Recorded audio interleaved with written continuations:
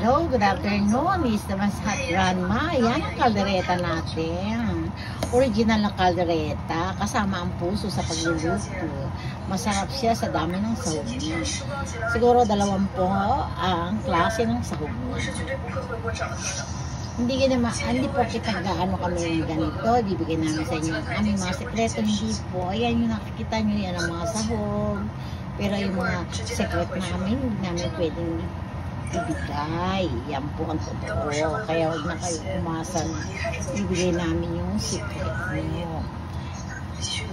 Ayan po ang kaldereta. Kambing yan. Kambing or ano, pwede yung ganit yan. Lamb, beef. Yan, paghaluin nyo yung dalawa yan, masarap. Talagang masarap. May vinegar din po yan.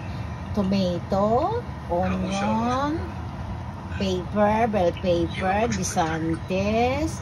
Meron din po kasama yan liver. May liver po din yan. Kung talagang gusto yan. Anghang, kailangan anghang niya. May paminta siya. May bay leaves siya. Ayan. Tikman nyo yan. Tikman nyo ang aking kaldereta. Homemade kaldereta po.